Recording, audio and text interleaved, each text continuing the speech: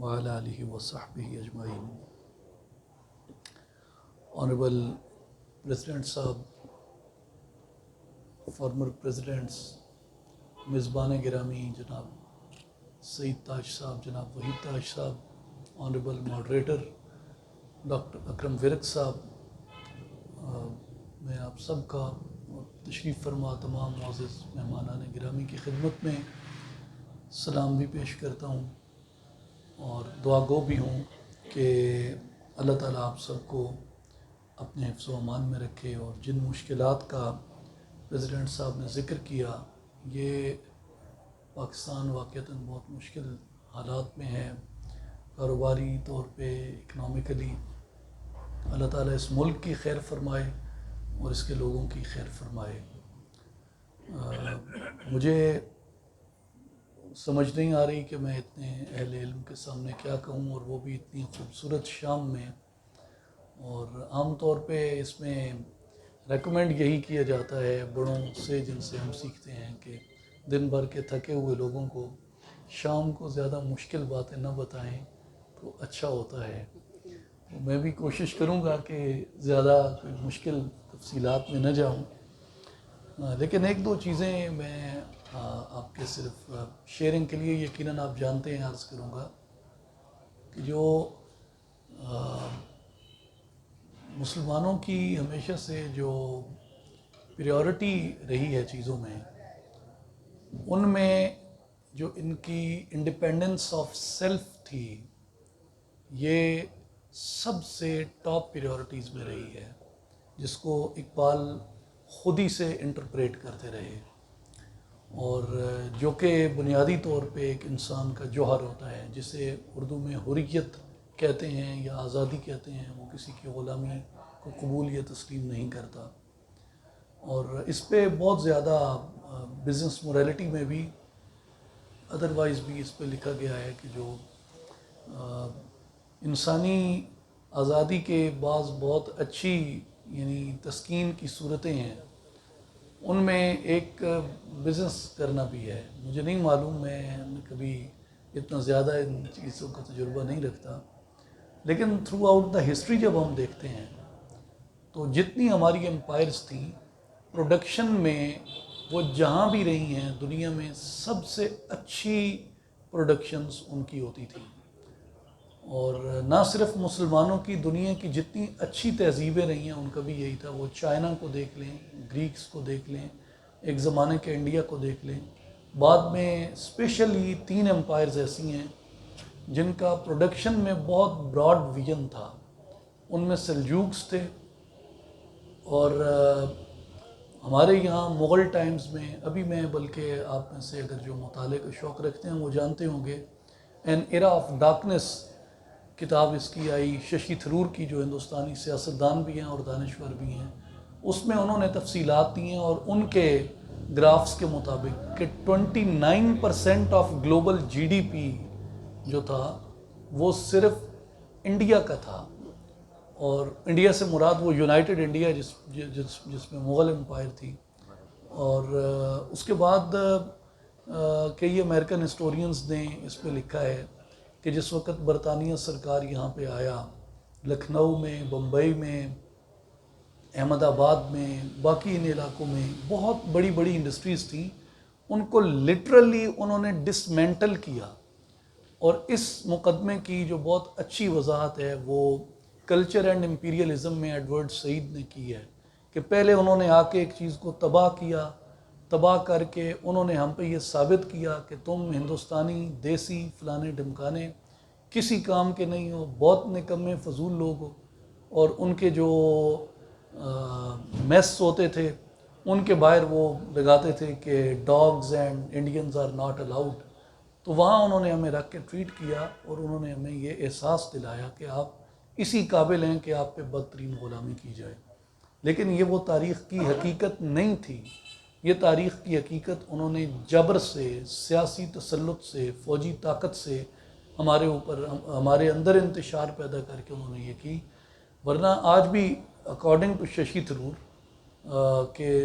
China امریکہ کو ملا کر بھی ان کی جو جی ڈی پی ہے وہ گلوبل جی ڈی پی کا شاید 29% نہ بنے، لیکن اس وقت صرف انڈیا کا بنتا تھا. جیسے آج چائنا کو ڈیولپمنٹ مائٹی پاور کہا جاتا ہے، اس وقت کے بھی انہوں نے وہ فیکٹس اینڈ فگرز دیے ہیں کہ جتنا سٹیل صرف مغلوں کی شپنگ انڈسٹری کے اندر استعمال ہو رہا تھا، اس سے کم سٹیل پورے یورپ اور جو سو کالڈ ماڈرن ویسٹ کہا جاتا ہے اس کی ٹوٹل پروڈکشن میں استعمال ہو رہا تھا، جو مغلوں کی صرف شپنگ انڈسٹری کے اندر جو سٹیل استعمال ہو رہا تھا اور لوہا استعمال ہو رہا تھا. تو یہاں تو دنیا کے سب سے عالی دماغ لوگ رہتے ہیں، دنیا کے بہت اچھے پروڈکشن میں اور وہ لوگ رہتے ہیں، اور یہ تاریخی طور پہ بھی پروون چیز ہے. میں ہمیشہ بڑا پازیٹیولی ان چیزوں کو دیکھتا ہوں کہ جو لوگ اس اپنی سیلف اسٹیم کے ساتھ اپنی اس آزادی کو بھی انجوائے کرتے ہیں اور اس کے ساتھ وہ خدمت خلق کرتے ہیں. میں آخری بات بٹ صاحب کی بات کو، اخلاق بٹ صاحب کی بات کو آگے بڑھاؤں گا کہ سخاوت اختیار کرنی چاہیے. اور صوفیاء کے ہاں مقولہ کہا جاتا ہے کہ تخلقوا باخلاق اللہ، کہ اللہ کے اخلاق سے متخلق ہو جاؤ. اور اس کے اخلاق میں جتنی جمال کی صفات ہیں وہ ہر مومن کے بس میں ہے کہ وہ ان کو اختیار کرے. اور ان صفات الہیہ میں جو بہت عالی صفت ہے، جس میں یعنی شان رحمت کا پورا ظہور ہے، وہ صفت سخاوت ہے. اور میں نے بزرگوں کی صحبت میں کسی جگہ کسی تلقین میں یہ سنا تھا کہ بخیل صوفی نہیں ہو سکتا اور صوفی بخیل نہیں ہو سکتا، اور جو صوفی ہے اس کی علامات میں سخی ہونا ہے، اور جو سخی ہوگا اگر وہ اعمال صالحہ اور صحیح ایمان اختیار کر لے تو وہ بالیقین ولی ہو سکتا ہے. اسی طرح جو عربوں کی قدیم روایات تھیں اور جس سے کہ کئی واقعات یعنی صحیحین کے اندر بھی ملتے ہیں، جن میں لوگ آپ صلی اللہ علیہ وآلہ وسلم کی نبوت کی علامات میں آپ کی سخاوت کو شمار کرتے تھے کہ نبی جو ہیں وہ ہمیشہ سخی ہوتے ہیں. تو جو سخی ہونا ہے یہ انبیاء کی صفت ہے، یہ اولیاء کی صفت ہے، اور سب سے بڑی بات کہ یہ ہمیں پیدا کرنے والے اور ہم سب کو رزق عطا کرنے والے اس خالق کی یہ صفت ہے، اور اس کے اندر اس کی شان رحمت کا پورا ظہور ہے. تو میں یہ سمجھتا ہوں کہ ہر انسان جس حد تک کوشش کر سکتا ہے اسے اللہ تبارک و تعالیٰ کی صفات سے اپنا حصہ ضرور حاصل کرنا چاہیے، جن میں خاص طور پہ آپ کی اجازت سے میں عرض کروں گا کہ اللہ تعالیٰ کی ایک صفت ہے ستار العیوب، کہ وہ لوگوں کے عیب ڈھانپتا ہے. اس وقت ہم جس سوشل میڈیا کے زمانے میں اور اسمارٹ فون کے زمانے میں اور آرٹیفیشل انٹیلیجنس اور روبوٹکس کے زمانے میں رہتے ہیں، اس میں ہمارے لیے سب سے بڑا چیلنج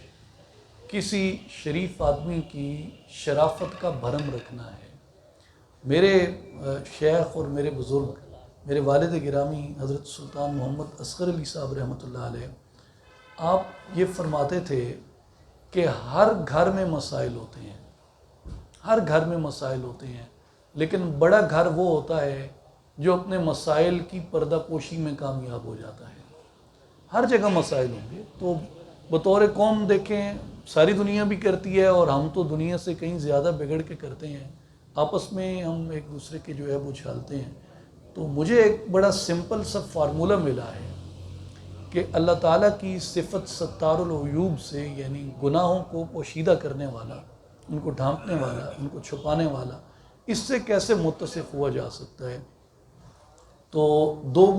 تین گناہ ہیں جو زبان کرتی ہے. ایک تو جھوٹ بولتی ہے، یہ گناہ ہے. دوسرا زبان جو ہے یہ بہتان لگاتی ہے، یہ بھی گناہ ہے. اور تیسرا زبان جو ہے یہ غیبت کرتی ہے، یہ بھی گناہ ہے. جھوٹ تو چلیں ایک کیٹیگورک ہے، غیبت میں اور بہتان میں ایک فرق ہے. یعنی بہتان کسی کا ایسا عیب بیان کرنا ہے جو عیب اس میں نہ ہو، وہ بیان کرنا. تو اس میں ایک تو جھوٹ آ گیا، دوسرا کسی کی برائی آ گئی. تو جھوٹ ویسے بھی منع ہے، اس لیے بہتان زیادہ بری چیز ہے کہ آپ کسی کا ایسا عیب بیان نہ کریں جو اس میں نہ ہو۔ اس کے ساتھ جو غیبت ہے، غیبت کسی کا ایسا عیب نہیں ہے جو اس میں نہ ہو، بلکہ غیبت کسی کا ایسا عیب ہے جو اس کے اندر پایا جاتا ہو۔ یعنی آپ دونوں صورتوں میں کسی کا عیب بیان نہیں کر سکتے، چاہے وہ عیب اس کے اندر موجود نہ ہو، چاہے وہ عیب اس کے اندر موجود ہو، دونوں صورتوں میں آپ کسی کا عیب بیان نہیں کر سکتے۔ اور اگر زبان غیبت سے اور بہتان سے رک جائے، جس کو ہم عام طور پہ بیک بائٹنگ کہتے ہیں، میرا پہلے تو اتنا تجربہ نہیں تھا، تھوڑی پروفیشنل لائف جب مسلم انسٹیٹیوٹ میں جا کے سیکھی تو مجھے اندازہ ہوا کہ آلموسٹ تمام پروفیشنل آرگنائزیشنز میں، ایٹ لیسٹ ہمارے ہاں پاکستان میں، یہ بہت ہی ایک شدید قسم کا چیلنج ہے۔ اور سوچا جا سکتا ہے، اس پہ بات کی جا سکتی ہے، ایک فکر ہوتی ہے جو انسان میں پیدا ہوتی ہے اور عمل کی طرف لے کے جاتی ہے۔ اور آئی ہوپ فار گڈ جی، اور میری بہت سی best wishes for the new regime کہ اللہ تعالیٰ ان کو صحیح معنوں میں وہ خدمت کرنے کی توفیق عطا فرمائے جس کا انہوں نے وعدہ کیا ہے، جس کی لوگوں کی ان سے ایکسپیکٹیشنز ہیں، اور جو اس شہر کا سب سے مؤثر طبقہ ہونے کے ناطے آپ کی دینی، روحانی، اخلاقی، قومی ذمہ داری بنتی ہے۔ میں بار دیگر تاج صاحب کا بہت شکریہ ادا کرتا ہوں، وہ ہمیشہ بہت محبت سے نوازتے ہیں، اور اچھے دوستوں سے ملنا اور ملانا یہ سب سے بڑی محبت ہے۔ تھینک یو ویری مچ، بہت بہت